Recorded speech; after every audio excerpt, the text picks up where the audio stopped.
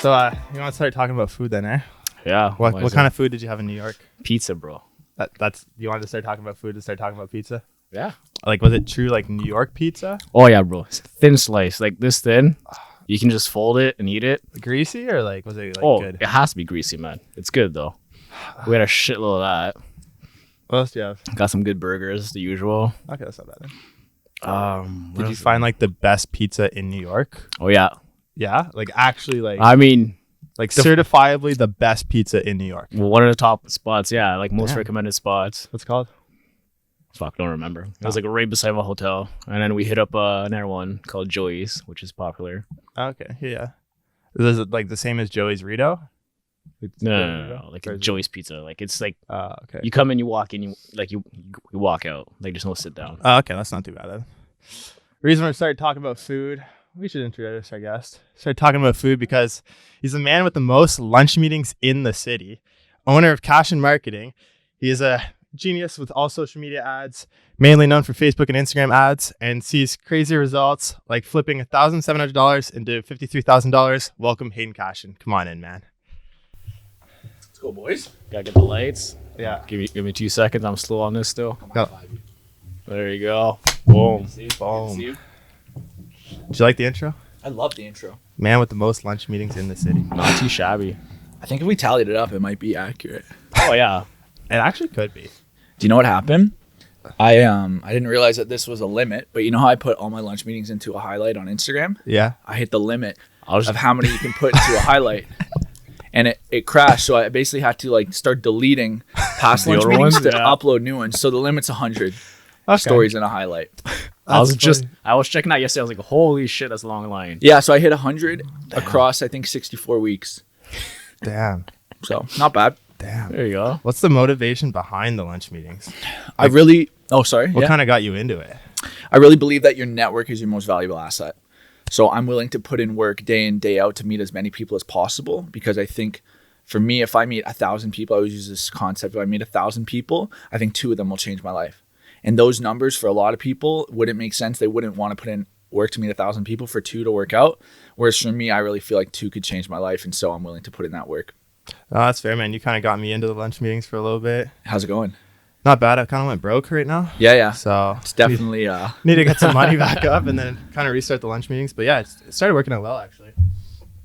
You know, it helps you kind of build a little community of your own type of thing. And it's great because you get to like help people out and like figure out what they need from you or what you need from them type of thing. absolutely. It's really good for I also networking, think yeah. a lot like your audience, a lot of people look at width, how many followers you have, how many people you have following you on all these different channels. But I think about depth.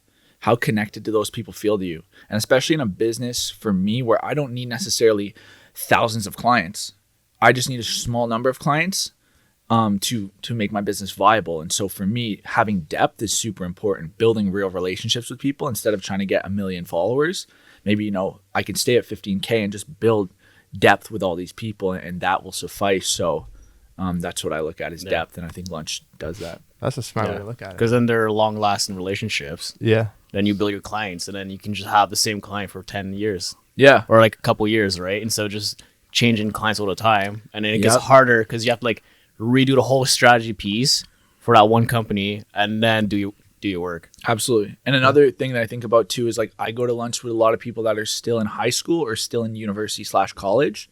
And a lot of people be like, oh, like you're wasting your time. And I'm like, no, like those people are gonna have jobs in the future, Yeah. right? I want them to remember what I did for them when I didn't have to do that for them. I love to give them advice. And at the same time, even if that person doesn't end up impacting my life, they have a network too.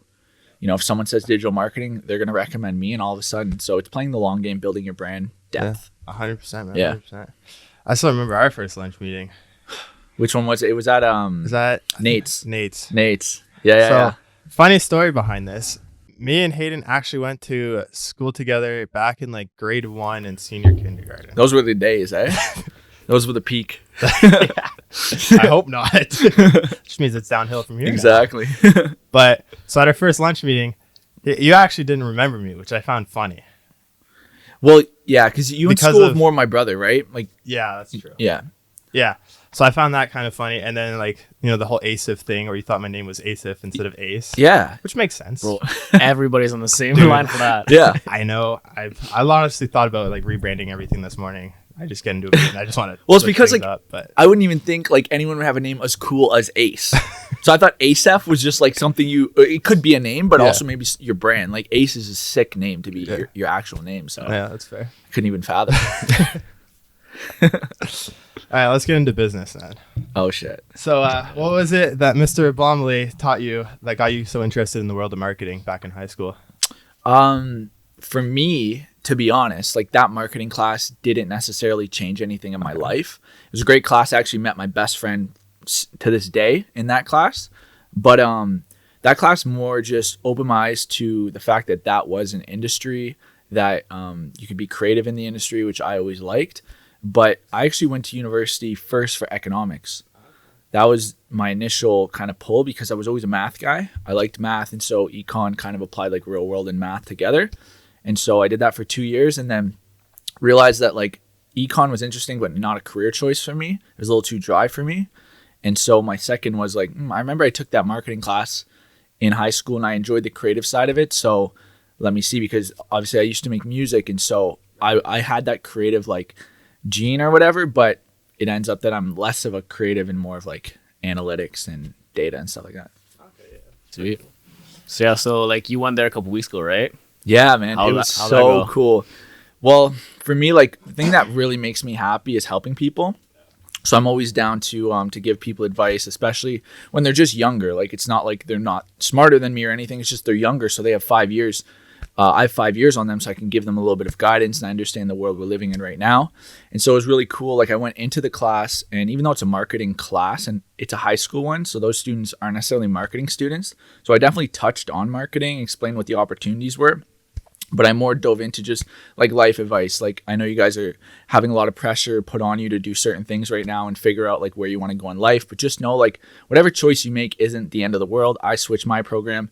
It's all about trying and not being scared to back up, take a step back, to take a step forward and try it again. So I try to drill it into people's mind and then use me as a case study that's relatable because I'm closer to their age than a teacher.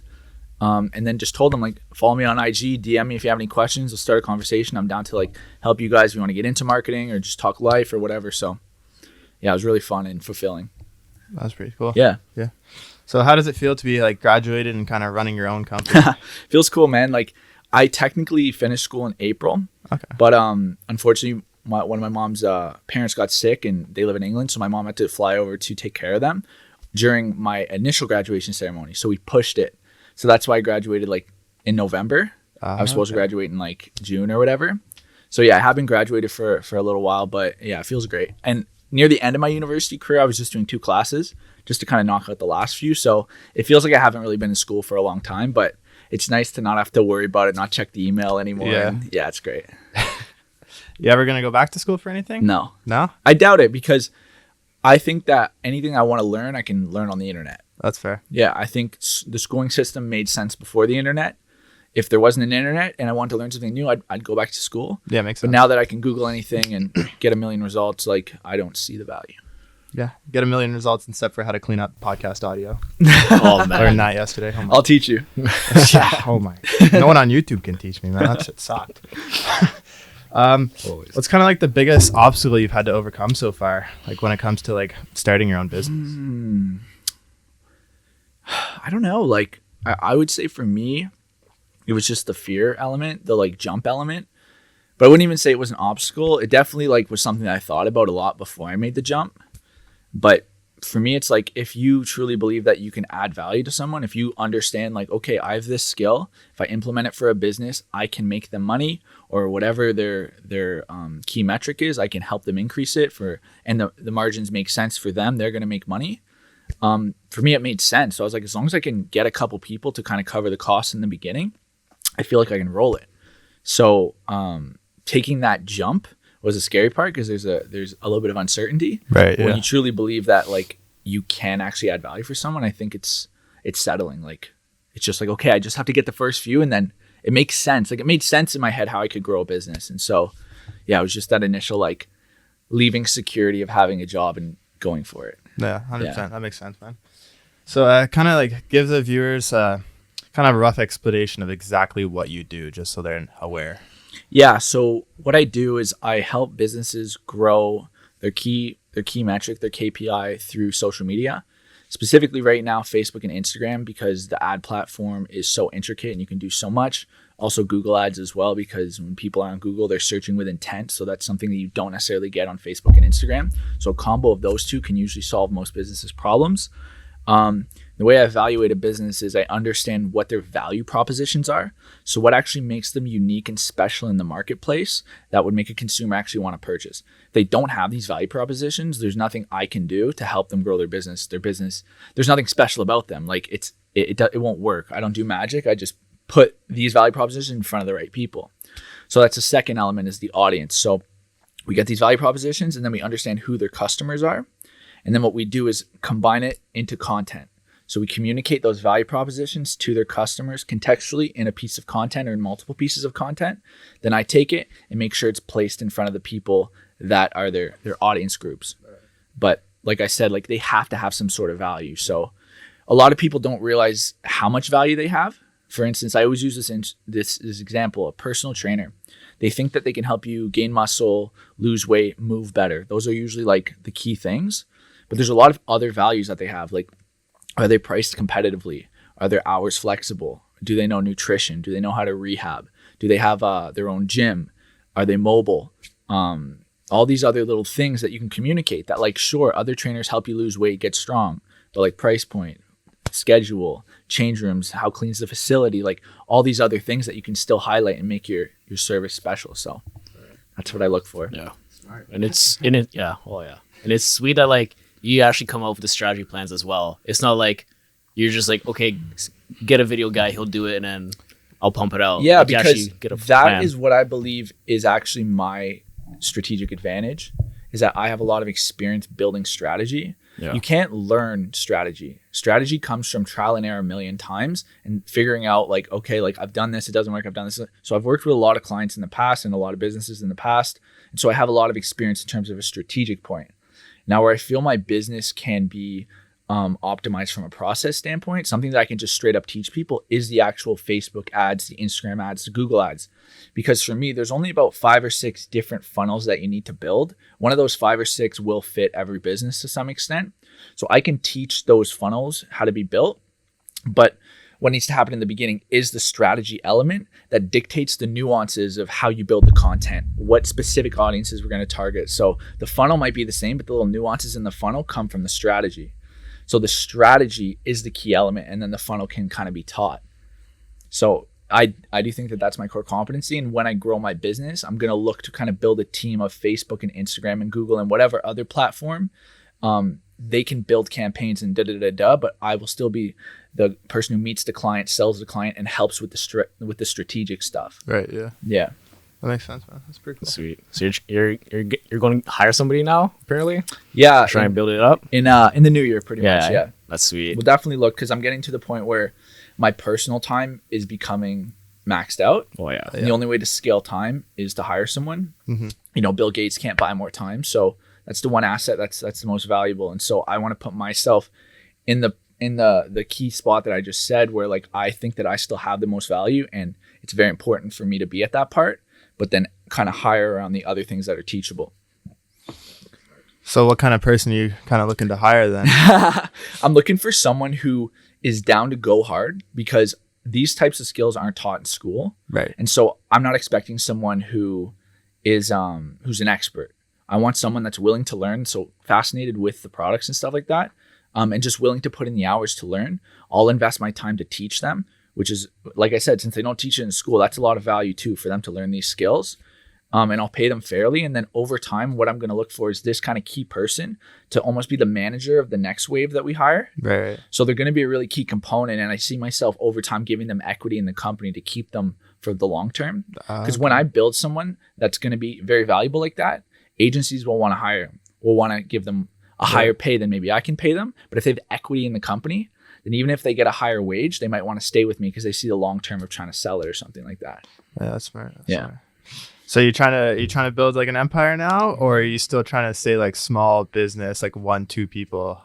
Because I know we talked. I'm trying to build an empire, but I'm patient. Like I'm not trying to build an empire tomorrow. That's fair. If I don't hire someone until the middle of next year, I'm cool with that. Like at the end of the day, there's so many variables that are happening, and I want to build client relationships out of the right client relationships. I don't just want to take on every client so I can then hire and scale and I actually want to build a business that I love operating. Yeah. So I'm not in a rush, but I'll know when it's time. I'll know when I'm too busy and I need to hire. So that's fair. Yeah. Little reverb on that. Yeah, all good. But yeah, like it's a lot better growing smaller to start, especially it's your first hire, right?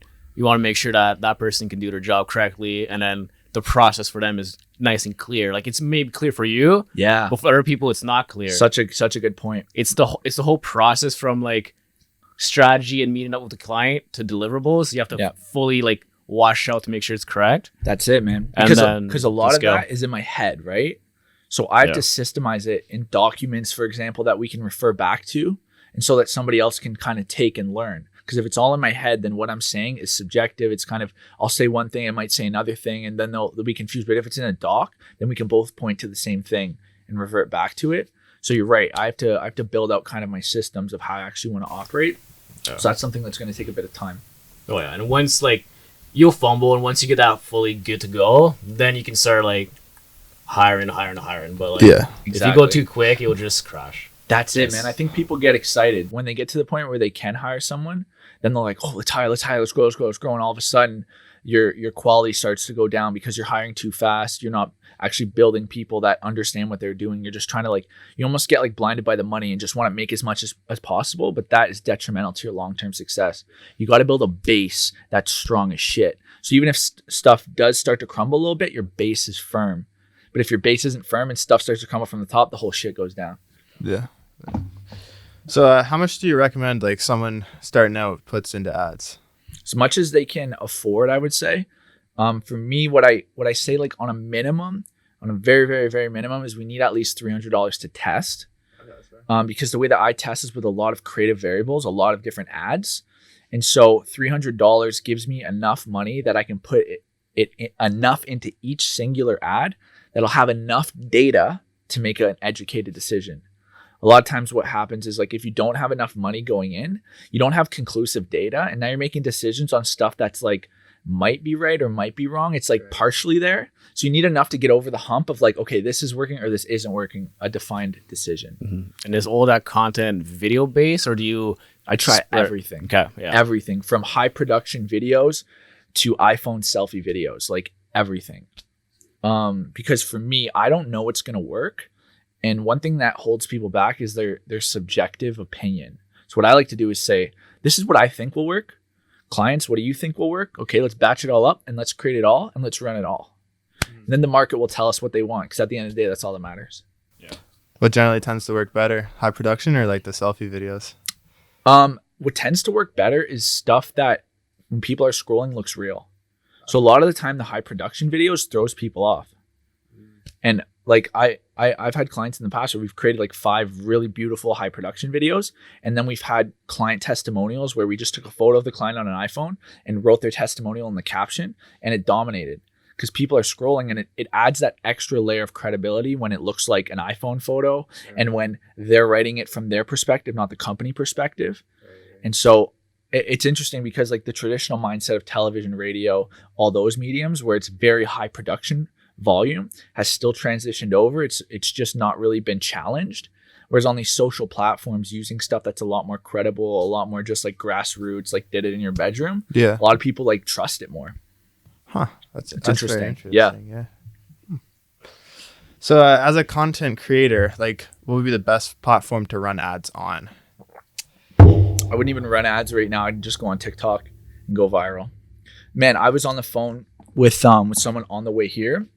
Artist in Toronto, super, super good music. And what I was telling this guy is like, man, there's so many girls on TikTok that I'm going through doing my market research. There's so many girls that have posted like 13 to 20 TikToks and have like 20 to 50K followers. Like so many.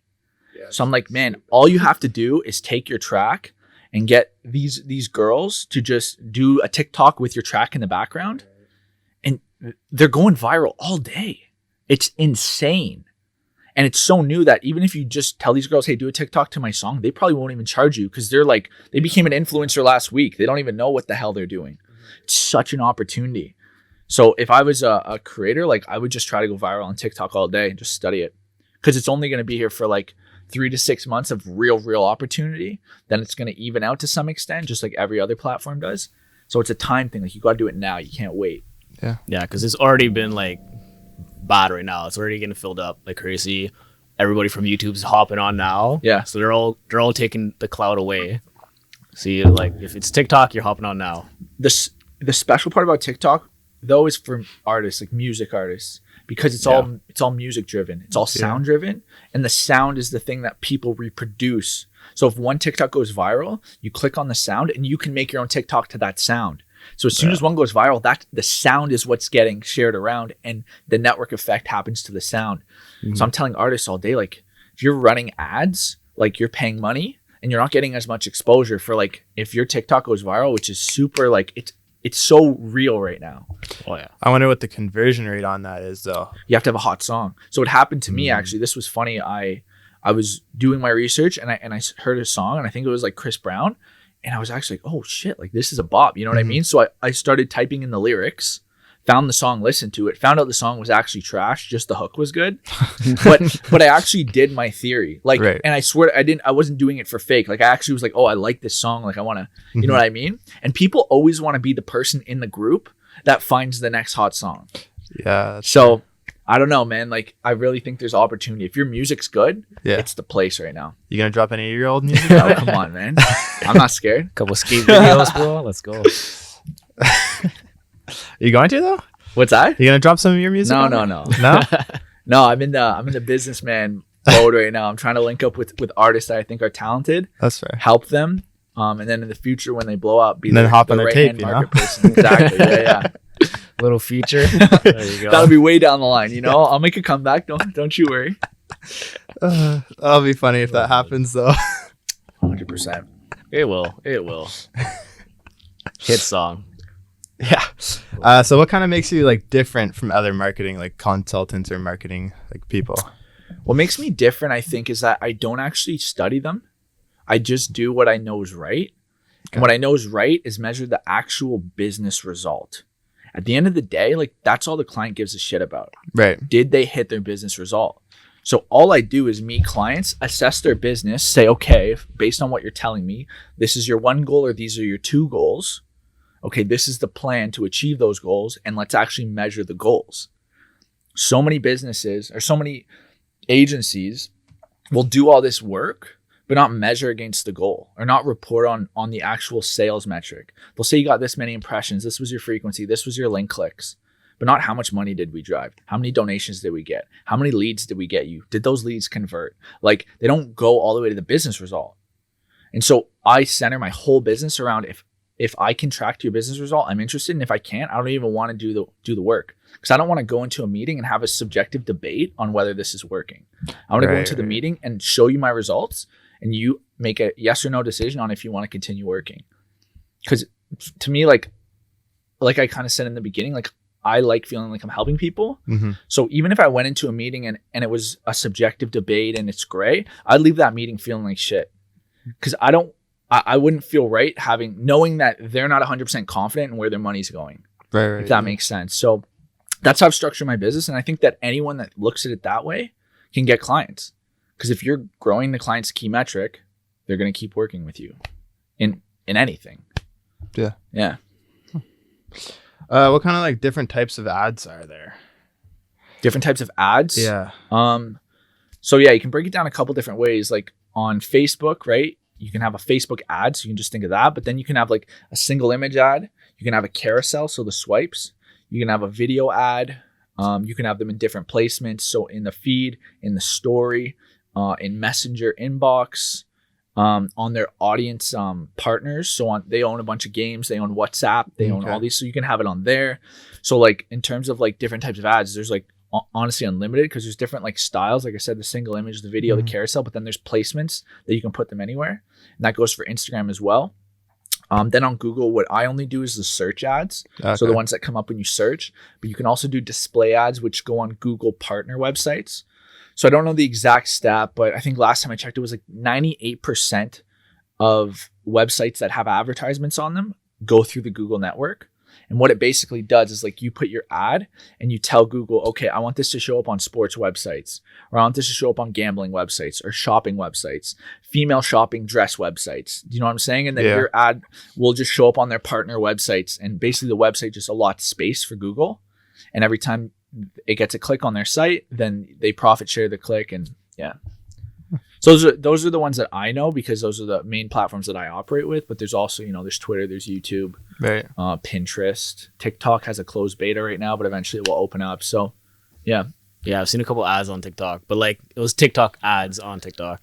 Yeah, like I said, it's a closed beta, so they have partners right now, and they're basically just like testing the platform, like what's working best, but is it robust? They don't want to open it and then it all breaks, right? So they're testing with key partners, and then they'll open it up to the public, probably like. They want to make money, right? Oh, yeah. Yeah. That makes sense. What's kind of like your biggest flip so far? If you can talk about it. I think I did like 40x. So we put in money and we got 40 times back. Wow. Top line rev. So there's obviously profit that comes out of that. But yeah, that was my biggest one. But if it's interesting because like some businesses are easier than others, right? Right. If you have an online product that can be shipped globally, you can scale to the moon, right? But true. If you have a restaurant, you can only scale it to as many seats are in your restaurant. So if your restaurant holds 100, you can only scale it to 100 and maybe flip it 3 times or something. 3 times in a night or whatever, right? Whereas an e-com product, like if it's working at $10,000 ad spend, then you scale it to $20,000 ad spend, and then you scale it to $50,000 ad spend, and all of a sudden, like your profit just keeps going up if it holds steady while you scale. So different businesses are able to be flipped bigger, is what I'm trying to say. Like 40 sounds, it is amazing, but there's just maybe, I don't know, 50%, 60, 70% of businesses that wouldn't even have that opportunity because they're capped with how big they can go. Yeah. Fair enough. Yeah. How's 2019 treating you? 2019 was phenomenal, man. It's been a life-changing year. At the beginning of the year, I started my business and bought and leased my first car.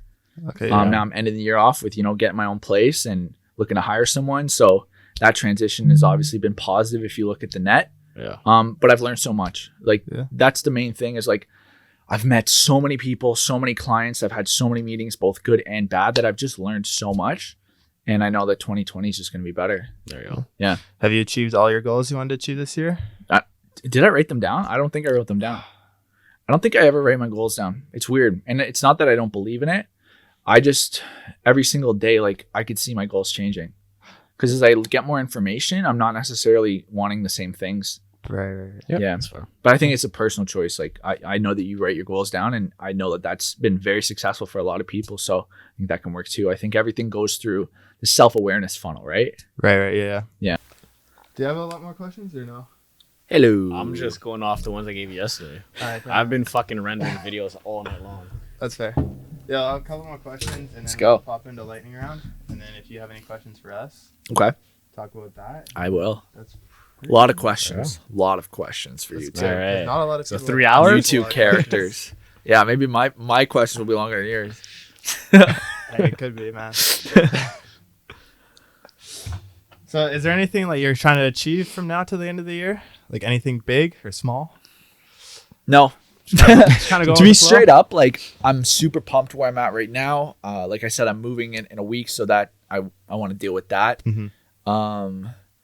And then, I have a couple contracts that I'm trying to get. Okay. So I'm going to actively pursue them. But other than that, like I'm in a good spot and, I'm cool. I'm cool right now. Yeah. Yeah, that's fair. What like huge brand would you love to have a contract with? Like what's the top? Huge brand, eh? Like, favorite brand or a company you would want to work with, Yeah. like long term. VaynerMedia. Who would it? Hey, I mean, you already have the plug to get in. Absolutely. So. Yeah. No, I think for me, like having a love for hip hop, I wanna help a hip hop artist blow up, and then I wanna just be part of their team type of thing. That'd be sweet. Yeah, and then everyone will be like, "How the hell does Hayden know them?" And little do they know, I've been helping them the whole time. Yeah. That's kind of the grand plan. Yeah, that's sweet. That's pretty smart. Yeah. What's your biggest learning experience this year? My biggest learning experience, I would say that not all value is monetary. Building relationships with people and respecting people that have been there from the beginning and making sure that you take care of them when you're growing and you remember that they were there from the beginning, just like I hope people remember me when I was there in the beginning, is a lot more valuable than currency. Yeah. That's fair. That's all I have. For Run out of questions, so eh? Yeah. You got anything? Fuck. What's your best meal you've had? You've had so many lunch meetings. You got to tell me one good meal. Matty Auto was the best. And Sponsored. It's Smart move. Smart go move. there. Okay, so if you go there for brunch, you want Yeah. to get avocado toast, berries, and I think it's coconut cream. And then for your main, they have this new tomahawk thing for brunch. All right. Okay. Go for those three. For lunch, spicy pesto chicken club. Amazing. And then I've been there for dinner once, a little out of my tax bracket, so I can't always go. But seafood tower tomahawk steak for dinner. Like if you go there, you got to ball Jeez. out. So That's yeah, fair. That's crazy. yeah, That's fair. Do they still have like the Gary V wine there and everything? yeah. The empathy. So we actually cracked that open before it was even on the menu. And I've had the white and the rosé. They don't have the red, unfortunately. Okay. But I'm not a white guy. But what I would say is they're both unassuming. So they're like anyone could kind of like it. It's not too crazy in either direction. So the white wasn't like super sour or super bitter. It was like nice in the middle. Right. And then the rosé was just like so easy to drink, right? Like it was like Fruitopia. Like who doesn't like Yeah. that type of Yeah. shit? You know what I mean? Yeah, So that's fair. The sugar stuff. I think he was smart in making it very neutral. Something that everyone can. Nobody hates it. You know what I mean? It's hard to hate it. So, Yeah. yeah. Is it on the menu now? I believe so. There's Yeah, it. because like I said, I only went there for dinner once. So when Yeah. I went there, it wasn't on the menu, but we cracked it open. That's That was fair. sick. How'd they get it to like ship here? Because I know he doesn't really ship it unless they're ordering like bulk, but I know he doesn't really ship it to Canada. I think it's through a supplier called Kokanee Group.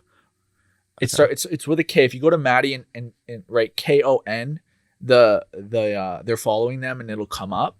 Okay. But that's their supplier who got empathy and was able to ship it to us. Nice. That's So all I was know. trying to get a bottle just to try a bottle of it. Yeah, because I was looking if they ship it to Canada and they don't, Mhm. because I wanted to get some for people for Christmas. Yeah. There you go. I'll hop into lightning round then. Let's go. Let's go. Well, I'm a little slow on this shit again. Goddamn. He's got one job, just Got to one control job. the I lights. can't even do it. Oh, that's lightning round? Yeah. It's lighting around, bro. So the pressure's on. You gotta Okay. love when it doesn't want to. Let's go. Turn that off for a sec. You got the new iPhone too, eh, Mr. Gadget? Yeah. Nice. Dude, I had the 6S Plus Yeah. and I took a 10-minute train ride and it died 20%. Nice. I had enough of it. And that's when you snapped, eh? Yeah. That's when you traded in 4 or 5 lights to pay for it. Oh my god. Oh man. Data. Yeah, let's go. I can't believe you stick that 6 Plus for so many years, man. Dude, It's I bought that insane. thing used, got a new battery for it, and then I like it. Love it. at 40%, like FaceTime would just crap out, Snapchat would crap out. I was like, I've had enough of this. So you're FaceTiming the girls and like it dies out and you're like, you know what? I need a new one. But the second you plug it in, everything works perfectly. Classic. It's dumb. But That's how to get you to buy a new one. yeah. There you go. All right, you know what lightning round is? I can imagine. Basically 10 questions answered off the top of your head. Like I've been doing all day. Yeah. Famous person you'd like to meet. Gary. Best piece of advice you've received. Ooh. The new one that I like is you didn't make it this far just to make it this far. That's pretty good. Yeah. Morning or night person? Night. If you could live anywhere, where would it be? I haven't been to Greece, but I feel like it's calling my name a little bit. In North America, probably somewhere in Cali. I want to go to Santa Monica in 2020. I have a feeling that that's my place, so I'll let you know after I go. Sounds good. Dinner with 3 celebs. Who are you picking? Oh my god. I just don't care about celebrities at all. Like Well, dinner with 3 people. I would go Drake, Gary V, and Terry Matthews. I don't know who that is. Terry Matthews, he's multi-billionaire from Ottawa. Founded over 150 companies. Damn. Yeah, so I'd like to know what he's thinking. Damn, yeah. I'd Smart. toss Elon Musk on there. Yeah. I'd like to know what he is thinking. Yeah. Did you hear about the new truck? Yeah. I saw it. Oh It's like man. an Etch-a-Sketch. Oh yeah. And he broke the windows on that stuff too. What? He broke the windows on it. So they were testing it out. Like it's a big truck and it's supposed to be like indestructible kind of way with armored glass windows. Takes a metal ball, throws at it, shatters. He's like, oh shit. It's a good way to test out your product. Yeah. Best learning experience so far. Best learning experience. I don't know, man. Just every day is a learning experience. Like for me, it's just meeting all these business owners and seeing how many different ways that they operate companies and understanding that there's no one way to win. It's actually about doubling down on your own strengths because, like I said, all these people are doing it different ways, but it's because that they're doing what they do best and surrounding themselves with people that kind of cover up their weaknesses. So that's kind of, I would say, an overarching learning experience through a lot of people. Okay. First thing you'd buy if you won $1 million. First thing I would buy, I wouldn't. I'd invest it. Yeah. That's fair. Who would you call if you got put into jail? Who would I call? To get me out or to come join me? Either or. My buddy Mark would come join me. And to get me out, probably my dad. He's a smart guy. Would you get Mark out too, or leave No, him he there? doesn't like Mark. So we leave him in there. Do you use like Mac or PC? Mac. Mac. And what would you tell your younger self? My younger self, follow your gut and just keep trying new things. Because like when you're young, you have as much freedom to fail as you possibly will ever have. It only gets harder and harder to fail because you have more responsibility as you grow up. So when you have little responsibility, every failure is a learning experience, but you don't really lose much because like what? You don't have a house, you don't have a car, you don't have kids, you don't have a wife, like you don't have anything Right. that really matters. So like you can just fail all day. And if you can get over the judgment of failure, then you'll fail enough times you'll eventually win. And then everyone will look at you and go, oh shit, like he won. Like what he's so lucky, but they don't see that you failed 1,000 times to get there. Right. Yeah. So I would tell myself, just keep going, keep going, keep going. Yeah. So you have made it through lightning round. Damn. There you go. You gotta hit the lights again. You gotta hit the lights, bro. I'm slow, Come man. on. I'm slow. What do I get? You get to ask us questions. Okay. That is your reward. There you Sick. go. Okay. So for you guys, let's start off with 2020 goals. What are we thinking? I don't know. I gotta rethink everything. You got to rethink. Bro. everything. Yeah, You man. gotta look at the Dude, whiteboard. I know, but like mini then, van. Mini No, just straight van. off the top. Don't even look at the whiteboard. Just go with what fucking feels right. Like, what do you actually want in 2020? I want a minivan. First of all, Okay. not that it matters a lot, but I'd love for this podcast to hit 1,000 subscribers. Okay. Not that like the numerical value doesn't necessarily matter. It's just like something that I'd love to like just hit for like a personal achievement. Okay. I'll buy you those for $5. No, well, I want to. Oh, you want real ones? Real one. Oh, okay, Reach it sorry. Organically. I'd like to go to New York. Go shoot there for a little bit, and maybe if I have enough money, go for a week type of thing. And then I'd definitely love to go to like out to like Alberta, go to like Lake Louise and stuff like that. Yeah. Just to like capture those lakes, probably vlog it. I'd like to finish this Polaroid wall. Yeah. And then kind of bring it over to here as well. Very cool. Wow. Yeah. What's the concept behind that? Every shoot you do, or like how do you? It's almost every shoot. I've missed a couple just because Polaroid was broken or stuff like that. But I think I started that. Yeah, I started last year. January is when I got it. Basically, it's just so that I can look back at it whenever I'm like, let's say 50 and 60. And it's like, wow, like this is where I started. Yeah. And this is where I came, or this is where I got to. And it's also interesting to see like who is still with you from the beginning. Wow, You know? crazy. So out of that Polaroid wall, give me a good story that you were on a shoot, something absolutely ridiculous happened, or it was just one of the best shoots because this happened, or like I want to hear something interesting. Like, Oh, God. I don't even know, man. There's so many stories up there, man. how about this one right here? So that is with Caitlin. That was in Toronto whenever me and Frank went to Toronto. Yeah. We're honestly in some like back alleyway type of thing, and like right by someone's house, and kind of just took the Polaroid because we were shooting there. What was the purpose of the shoot? Just Why to were you in get Toronto in content. an alleyway shooting?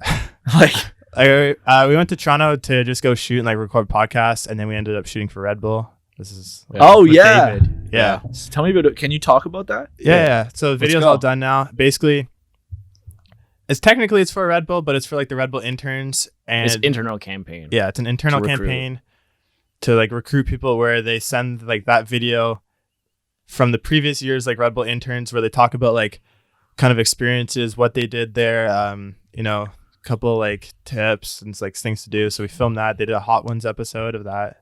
So we filmed that. There's some pretty funny bloopers off of that.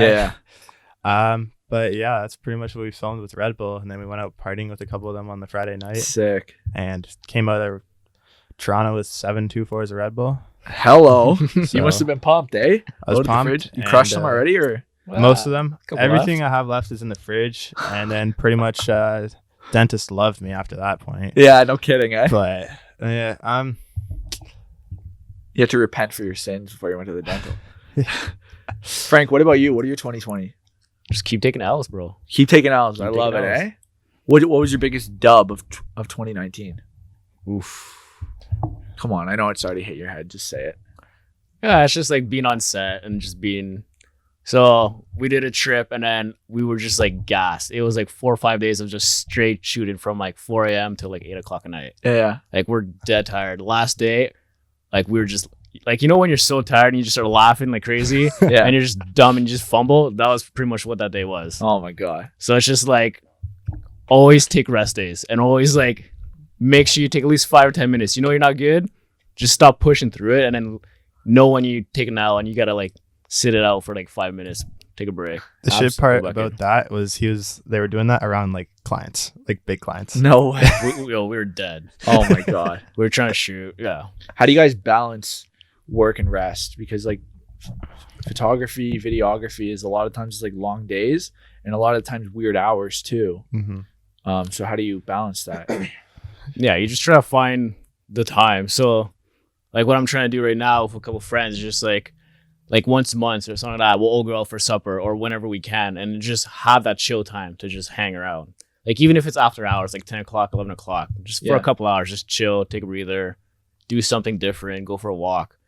Or else you're always stuck on your computer and it just sucks. Or like what you're doing. You're doing lunches, right? Like it's still business, but you can still have like you're off your computer. Absolutely. Is what my goal is. Yeah. Yeah. Very cool. For me, like all my boys work are like electricians and stuff, so it's kind of like whenever I wake up, I'll like grind out as much as I can. Generally tend to watch a little bit of YouTube on the side, or like learning stuff, or just kind of watching YouTube. And then when they get home, or whenever after supper, we'll play a couple games of like NHL or play COD for a bit. Yeah. Then those boys are all in bed by 9, so like Yeah. I kind of actually start like really grinding from like 9 to like, let's say like 2 in the morning or whatever. Very cool. Very cool. So that's kind of how I balance my things. And have you guys hit a point where like you feel like you needed to like actively step back and take a real break, or do you have these like short recharges and like that's sustainable for you, I think I'm in that right now, where you need to seriously step back? where I need to seriously step back, take a break. Like this is the first time I actually kind of talked about it, so it's very go. interesting. But This is my podcast now. There you go. basically, yeah, kind of right now taking a step back and kind of getting out of my own head and out of that ego where like you've made money, like let's keep making money. I'm taking a step back and I'm starting to do like more stuff for free to create better content that'll allow me to make more money in the future. So like I messaged out to your boy like Cap City Chris, like the barber. Yeah. So I was like, yo, like let me come shoot a video for you type of thing. So go in there, absolutely crush this video. Now it's part of my portfolio. I have all the content. I can use the content to make a video reel out of it. Yeah, and then I man. can start sending that off to people if I need to. And Chris, I didn't know him before he had reached out to me and I met him. Best dude. He's one of those people that I met, and the first time I met him, I knew I'd be his buddy for life. And I wanted to help him like I've known him for 10 years. Yeah. Type of thing. Like he felt like an instant brother. Mhm. And I just got my hair cut 2 days ago by him. And it was just me and him in the shop. And we had like one of the best conversations in my life. And he's just one of those guys that like you can joke and dick around with, or you can get really deep with. He's just, you know what I mean? Like he's like a really good personality, and he kind of can get along with any type of person. And a tip for you is, I think on like Mondays, he cuts the Shopify office hair. Oh, So hit him up and say, on Mondays when you cut at Shopify, let me come capture it. Because I've been telling him, you need to capture that content. Mhm. So just say, I'd love to be that guy. Yeah, like, I'm booking a meeting with him next week, so kind of gonna go from there type of Yeah, thing. But absolutely. Absolutely. And then like even then, like you never know where this free work can take me. Like I might be shooting for him now type of thing. Well, that's what I mean. But like also then if he's shooting at Shopify, meet a bunch of Shopify people, build those relationships. Shopify people are always creative, always doing crazy shit. Yeah. Tons of cash in the company. So, Well, my cousin's in with them. well, there you go. The drop. Yeah. Okay. Yeah. Oh, You're okay. speaking with him. Yeah. Yeah. Let's go. Yeah, that's my cousin. No way. Yeah. Some beauty. What was the question again? So you can answer it. How do you balance like Balance. do you find that you got to take because like for me, I know how much I need to recharge. Yeah. I don't think I ever need to take like a fucking week off to like get back into it. I just need to manage like with like I would say like a serious recharge for me is like a half day where I'm seriously off the map. You can't contact me. Yeah. Golfing. Yeah, exactly. That's why golf's great for me. Also just like going out with friends or family, like taking, like a serious half day off. Oh, yeah. And that's enough recharge for me to go hard. Yeah. So like I'm mostly good because I can, like I used to be bad and I just used to grind like crazy because that's how I like to do it. Yeah. And now I took a step back, get more sleep. So no more 3-hour sleeps. No, man. Sleep's But, my like, number one. Oh, yeah. Like sometimes you have to pull an all-nighter just to get the client happy and get the project done. And then after those like crazy weeks, I need like a day. Yeah. For sure. For sure. Just to recharge and sleep. But that's about it. How much sleep do you need? I can run on like 5 hours if I need to. Seriously, for perpetuity? Yeah. Okay. And you? Yeah, probably about 5 or 6. Like, Jeez. It's weird, bro. For me, I need 8. If I say I get 6, that's cool. But if I get 6 again, I'll start to feel like I'm coming down with like a cold or something. okay, I need my 8. And for me, I used to be like you guys, like could do 5 or 6. But I got mono probably like 4 years ago. Ever since I got mono, man, I need my sleep or else I get sick. Like it's like my immune system's crushed. Like I really need to stay on top of that. And I met this girl the other day who's a neurologist. And I was explaining to her, like, I said, guess what the one thing is that like I seriously need? Like, I go hard, I hustle. Like, guess what I need? And she goes, coffee. And I was like, no, I need 8 hours every night. And she was like, yeah. She was like, I completely understand. And I told her the mono thing. She's like, makes perfect sense. So, Yeah. Oh yeah. Yeah, like I'd prefer to get 8, but like I can run on 6. yeah. And then I was learning that like anything under, I think it's 6 hours and less, your brain still functions the same.